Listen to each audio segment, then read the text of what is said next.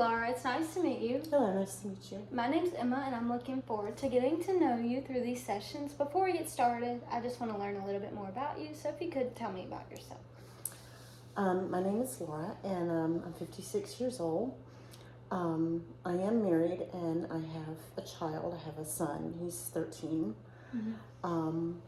I found out I had cancer in January, and I have heard from friends through the grapevine that my husband, I found out from friends through the grapevine that he's kind of been running around. They've seen him. People tell me that, and he hasn't been there for me through my cancer, and I'm just still going all through this alone, and I'm so scared. And I know I should probably leave him, but I have a son, and I don't know what to. I'm sorry to hear that you've been through so much through the past couple of months. I know it's really hard going through cancer and also not having anyone there for you. Have you been able to talk with anyone? I know it's probably hard with you and your husband, but have you been able to talk with any of your friends about this? I have friends who they have told me they've seen my husband around, and we've tried to talk, but I just can't.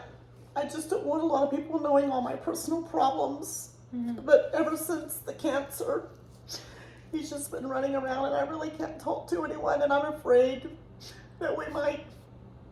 So, how was your husband and your relationship before you were diagnosed with cancer? It was great. We were married. We've had a wonderful life, just done stuff together, just had a great life. And then I got diagnosed with cancer. Everything kind of started changing before that because I was having problems before I was even diagnosed. And then, I got the confirmation, and just things just changed. He just does not want to be with me. I'm going through treatments. I've lost my hair, and he just acts like he just can't stand to be with me. I just feel so ugly to him. I don't feel like a feminine woman. So you're saying you're having treatments. How frequent are your chemo treatments? I go once every 21 days, and I'm doing chemo and immunotherapy, and I have to do 6 sessions of chemo, and then after my chemo is over, I will continue on with my immunotherapy once every 42 days. So it's been very challenging, especially on the week I have chemo and I'm down and I'm not feeling good, and my husband's running around town with some hussy from the cancer, and my precious son, he's with me. He's always there for me. But I don't know if he suspects anything with me and my husband or not.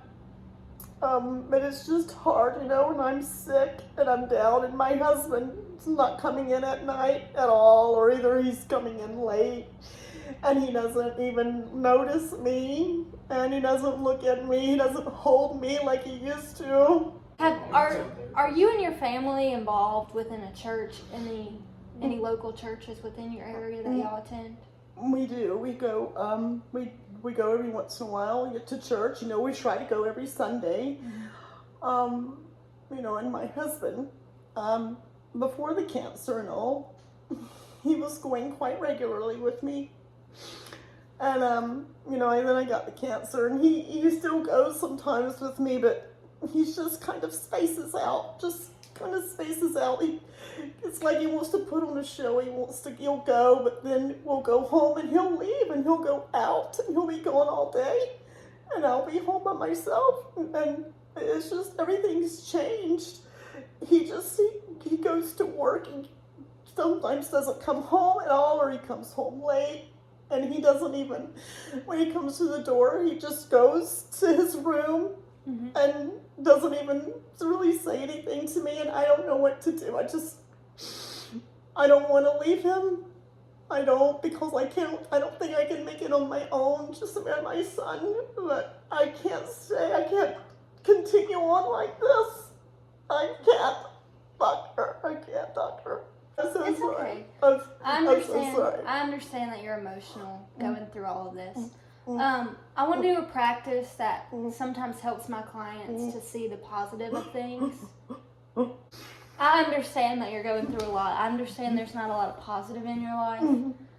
So what I want you to do is just think of a future where everything is good and great, and I want you to describe that perfect future to me. It'd be just me and my husband and my son. You know, maybe vacationing on a beach somewhere, just having fun, swimming in the ocean. Just our family of 3, like we always used to do, and just being together and going places, talking, Okay. having fun. And now I want you to think on ways that you could possibly allow your family and you to get to that point. So what are some things you could do in your life to help you get to that point? I could maybe, I could try not to be so emotional. It's just hard right now, you know, with the cancer and everything. And I could, you know, I try to make myself as pretty as I can be. And I try, you know, to keep my nails done and my toes, because I think, you know, I want to be like a woman. And I asked my husband, I could say, can we talk? You know, can we talk? And I can maybe be more affectionate right now. It's just hard sometimes with all the chemicals. I just, you know, I don't feel so good. But I can try and be more affectionate. And maybe I could just, like, you know, plan a trip with me and him and my son. Maybe like the old days, you know, we can, when I feel good, we can go and do something. I understand that, and I understand your emotions, and I understand. You can take a minute. I'm gonna try and pull it together. It's okay, I understand. Have you expressed to your husband at all these emotions you're feeling about your self-worth and his affair and anything like that? Have you tried to talk to him? I have said a few times, you know, that maybe I just don't feel so like myself without my hair and all. And we haven't talked of the affair because I don't think he knows that I know. We haven't discussed it, and I know maybe we should, but I'm just afraid he might leave, and we haven't talked about it. We haven't talked about it at all. I don't know if we should. I don't know if I need to bring it up. I'm just so scared. I don't know if he's gonna leave me. So I remember you saying that you were in a local church. I know a lot of times when couples have troubles in their marriage that they go to the pastor of that church and try to get help from him biblically. Do you think that could be a possibility for y'all's relationship, or do you think that would be pushing it a little? No, maybe that's what I need to do. Maybe I should do that and go just to the pastor and talk to him, and you know, maybe my husband, if I could get him to go and just talk. I think that would be a good idea.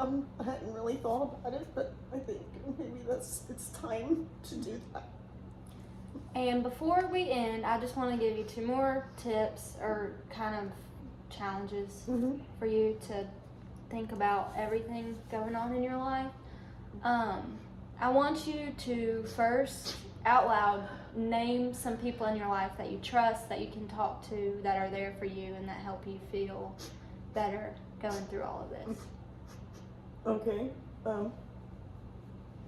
My sister-in-law, Sharon, and my niece, Daltrey, and my other niece's boyfriend, Jacob. They've been great. My brother, him, and I have some friends, but they've all been really great to me. And I know that they would be there for me no matter what. Well, I know that during this time, I know your husband's normally someone that you would be able to go talk to and stuff like that. But with all those people that you just listed, that you trust, and I've been there for you, I would just encourage you to reach out to them every once in a while and help spend time with them, because they can help you to feel better about your self-worth and everything like that as well. I agree. That's good. I agree. I'm gonna do it. I'm gonna reach out. I'm gonna reach out to my pastor, and we're gonna get through this. We're gonna do it. We're gonna do it. Yes. And the other thing I also wanted to mention before we close is journaling. Something that a lot of cancer patients tend to do, because it helps them kind of refocus their mind. Yeah. So I'll just encourage you to get a journal and start journaling on the good days, on the bad days, every emotion you're feeling. So then the next time you come in, we can talk about those emotions. Yeah. And we can be able to see what we can do to better those emotions. I think that's a great idea. I'll do that. I'll do it, Doctor. I think that's really good. I think that would help me a lot. Like keeping a diary, kind of. I think that would be great. So do you feel encouraged at all from this session? Do you feel like you can? I do. I feel that. I feel better. Okay. I'm so glad I came here today. I'm so glad. Thank you so much, Doctor. Of You've course. really helped me. It's been great to It's meet been you. great. Thank you so much, Doctor. I'll be thinking about you, and I hope that you can take this advice and use it. Yes, thank you, Doctor. I appreciate it so Have much. a good day. You too. Bye. Goodbye.